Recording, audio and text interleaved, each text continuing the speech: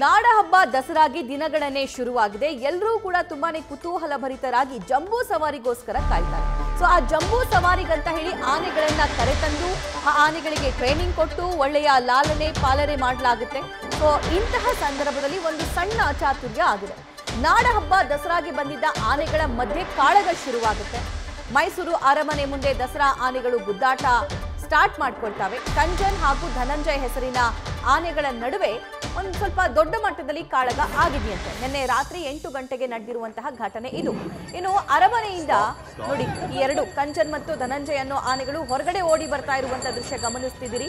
ಒಂದು ಆನೆಯ ಮೇಲೆ ಮಾವುತ ಇಲ್ಲ, ಒಂದೊಂದು ಆನೆಯ ಮೇಲೆ ಮಾವುತ ಇರೋದನ್ನ ನೋಡಬಹುದು. ಮಾವುತ ಎಷ್ಟೇ ತಿವಿದ್ರೂ ಕೂಡ, ಎಷ್ಟೇ ಕಂಟ್ರೋಲ್ ಮಾಡುವಂತ ಪ್ರಯತ್ನ ಪಟ್ಟರೂ ಕೂಡ ಆ ಎರಡೂ ಆನೆಗಳು ಕಂಟ್ರೋಲ್ಗೆ ಸಿಗ್ತಾ ಇಲ್ಲ.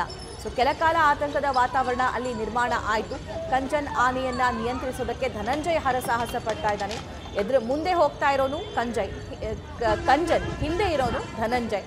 ಸೊ ಈ ಎರಡೂ ಆನೆಗಳು ಕೆಲಕಾಲ ಆತಂಕದ ವಾತಾವರಣವನ್ನ ನಿರ್ಮಾಣ ಮಾಡಿತು. ಆದರೆ ಕಾವಾಡಿಗರು ಇದಕ್ಕೆ ಬ್ರೇಕ್ ಹಾಕಿದ್ರು. ಕೊನೆಗೂ ದಸರಾ ಆನೆಗಳನ್ನ ಹಿಡಿದು ಅರಮನೆಗೆ ಸಿಬ್ಬಂದಿ ಸದ್ಯಕ್ಕೆ ಕರೆ ತಂದಿದ್ದಾರೆ. 2 ತಿಂಗಳ ಮುಂಚಿತವಾಗಿ ಮೈಸೂರು ಅರಮನೆಗೆ ಆವರಣಕ್ಕೆ ಆ ಆನೆಗಳನ್ನ ಕರೆತರಲಾಗುತ್ತೆ. ಅಲ್ಲಿ ಪ್ರತಿದಿನ ಆ ಆನೆಗಳಿಗೆ ತಾಲೀಮು ನೀಡಲಾಗುತ್ತೆ, ಒಳ್ಳೆಯ ಆಹಾರವನ್ನ ಕೊಡಲಾಗುತ್ತೆ. ಆ ಆನೆಗಳು ದಷ್ಟಪುಷ್ಟವಾಗಿ ಬೆಳೀಲಿ ಅನ್ನುವಂತಹ ಕಾರಣಕ್ಕೆ ಒಳ್ಳೊಳ್ಳೆ ಆಹಾರವನ್ನ, ಪೌಷ್ಟಿಕ ಆಹಾರವನ್ನ ಆ ಆನೆಗಳಿಗೆ ನೀಡಲಾಗುತ್ತೆ. ಅದನ್ನ ನೋಡ್ಕೊಳ್ಳೋದಕ್ಕೆ ಮಾವುತರು, ಕಾವಾಡಿಗರು ಅಲ್ಲೇ ಇರ್ತಾರೆ. ಕಾವಾಡಿಗರಿಗೆ ಟೆಂಟ್ ಹಾಕಿ ಕೊಡುವಂತ ವ್ಯವಸ್ಥೆ ಕೂಡ ಆಗುತ್ತೆ. ಅಲ್ಲಿ ಆ ಆನೆಯನ್ನ ಏನು ಗಮನಿಸ್ತಾ ಇದ್ದೀರಲ್ಲ, ಧನಂಜಯ್, ಈಗ ಬೆಳಗ್ಗೆ ಧನಂಜಯ್ ತುಂಬಾನೇ ಶಾಂತ ರೀತಿಯಲ್ಲಿ ಕಂಡು ಬರ್ತಾ ಇದ್ದಾನೆ. ಆದರೆ ನಿನ್ನೆ ರಾತ್ರಿ ಈತ ತುಂಬಾನೇ ವೈಲೆಂಟ್ ಆಗಿಬಿಟ್ಟಿದ್ದ. ಕಾರಣ ಕಂಜನ್, ಈಗ ನೋಡ್ತಾ ಇರುವಂತಹ ಆನೆ ಆ ಕಂಜನ್ ಕೂಡ ಸದ್ಯಕ್ಕೆ ಶಾಂತವಾಗಿರೋದನ್ನ ನಾವು ಗಮನಿಸಬಹುದು. ಆದರೆ ನಿನ್ನೆ ರಾತ್ರಿ ಮಾತ್ರ ಈ ಎರಡೂ ಆನೆಗಳು ಇಡೀ ಅರಮನೆ ಆವರಣದಲ್ಲಿ ಹಾವಳಿಯನ್ನ ಎಬ್ಬಿಸಿದ್ವು.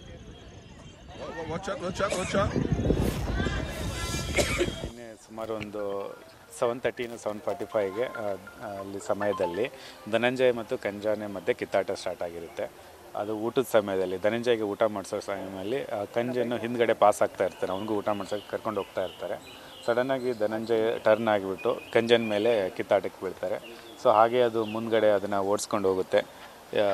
ಮುಂದ್ಗಡೆ ಓಡಿಸ್ಕೊಂಡು ಹೋಗಿರೋದನ್ನು ಕಂಜನ್ ಆನೆ ಮುಂದ್ಗಡೆ ಹೋಗುತ್ತೆ, ಧನಂಜಯ ಹಿಂದ್ಗಡೆ. ಕಂಜನ್ ಆನೆ ಮೇಲೆ ಇರುವಂಥ ಇವನು ಕಾವಾಡಿ ಕೆಳಗಡೆ ಬೀಳ್ತಾನೆ.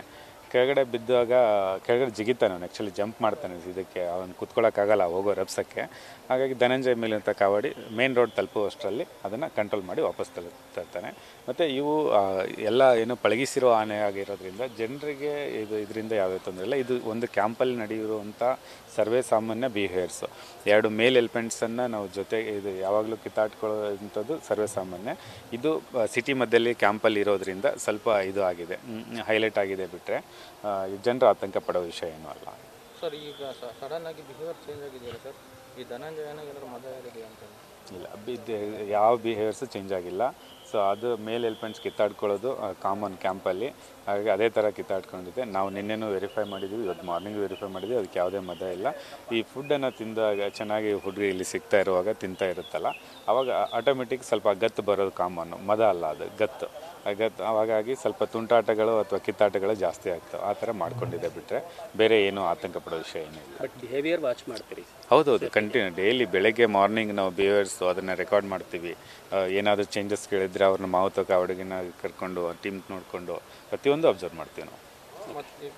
ಇವಾಗ ಇನ್ಸ್ಟ್ರಕ್ಷನ್ಸ್ ಏನು ಕೊಟ್ಟಿದ್ದಾರೆ ಸರ್? ಕಾವಡಿ ಮಾವುತಿಗೆ ಆನೆಗಳ ಜೊತೆಗೆ ಇರಬೇಕು. ಆನೆಗಳ ಅದು ಚೈನ್ ಬಿಚ್ಚುವಾಗ ಇಬ್ಬರು ಜೊತೆಗಿದ್ರೆ ಮಾತ್ರ ಚೈನ್ ಬಿಚ್ಚಬೇಕು.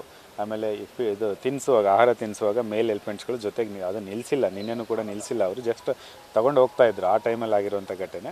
ಹಾಗಾಗಿ ಮೇಲ್ ಎಲಿಫೆಂಟ್ಸ್ಗಳನ್ನ ಜೊತೆಗೆ ನಿಲ್ಲಿಸಬೇಡಿ ಅಂತಲೇ ಇನ್ಸ್ಟ್ರಕ್ಷನ್ ಕೊಟ್ಟಿದ್ದೀವಿ. 2 ಜೊತೆಗೆ ನಿಂತಾಗ ಅದಕ್ಕೆ ಸರ್ವೇ ಸಾಮಾನ್ಯ ಊಟಕ್ಕೆ ಕಿತ್ತಾಡ್ಕೊಳ್ಳೋದು. ಹಾಗಾಗಿ ಆ ಥರ ನಿಲ್ಲಿಸಬೇಡಿ ಅಂತಲೇ ಹೇಳಿದ್ದೀವಿ. ಅಲರ್ಟ್ ಆಗಬೇಕಾದ ಅವಶ್ಯಕತೆ ಇದೆಯಾ? ಇಲ್ಲ, ರೂಟೀನ್ ಕ್ಯಾಂಪಲ್ಲಿ ನಡೆಯುವಂಥ ರೂಟೀನ್ ಜಗಳಗಳದು ಮೇಲ್ ಎಲಿಫೆಂಟ್ಸ್ಗಳಿಗೆ. ಹಾಗಾಗಿ ಏನೂ ಆತಂಕ ಪಡೋ ವಿಷಯ ಏನಿಲ್ಲ. Thank you. ನ್ಯೂಸ್ ಫಸ್ಟ್, ನಿರ್ಭೀತಿಯಿಂದ ನಿಮ್ಮ ಪರವಾಗಿ.